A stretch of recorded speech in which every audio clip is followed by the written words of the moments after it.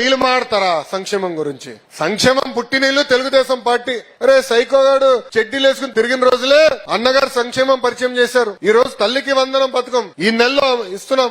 August మాసంలో ఉచిత bus ప్రయాణం అమలు చేస్తున్నాం. అంటే ఇచ్చిన ప్రతి హామీ ఒక పద్ధతి ప్రకారం నిలబెట్టుకుని ముందరికెళ్తున్నాం. ఆర్థిక ఇబ్బందులు ఉన్నాయి, లేవని కాదు. 1వ తారీఖు నాడు ఈ రోజు జీతాలు పడుతున్నాయి. పెన్షన్ ఏంటి, ఒక రోజు ముందలిస్తున్నాం. పెన్షన్ ఇంటింటికి ఇస్తున్నాం. ఇన్ని సంక్షేమ కార్యక్రమాలు మనం చేస్తున్నాం. ఇంకో పక్కన ఏకంగా రోడ్ల పైన గుంటలుంటే పూడ్చే కార్యక్రమం కూడా శ్రీకారం చుట్టాం. అన్ని అయిపోయిందని నేను అన్నట్లా, చాలా పనులున్నాయి. కానీ వాళ్ళు చేస్తున్న దుష్ప్రచారాన్ని తిప్పికొట్టాల్సిన బాధ్యత మనందరి పైన ఉంది. ఇప్పుడు తల్లికి వందనం జూన్ మాసంలో ఇస్తాం. మీరు చూస్తున్నారు డబుల్ ఇంజిన్ సర్కార్. ప్రధానమంత్రి గారు సంవత్సరం మారే లోపల ఇప్పుడు ఏకంగా 3వ సారి వస్తున్నారు. విశాఖపట్నంలో యోగా చేసాక వస్తున్నారు. ఇప్పుడు ఆ కార్యక్రమం జయప్రదం చేసాక ఫోకస్ కి వెళ్తున్నాం. అందుకే జూన్ 12న ప్రజాప్రతినిధులతో మీటింగ్ ఉన్నా. జూలై 1వ తారీఖు నుంచి గడప గడప తొక్కాలి, చేసిన పనులు చెప్పాలి. ఇది తొలి అడుగు మాత్రమే.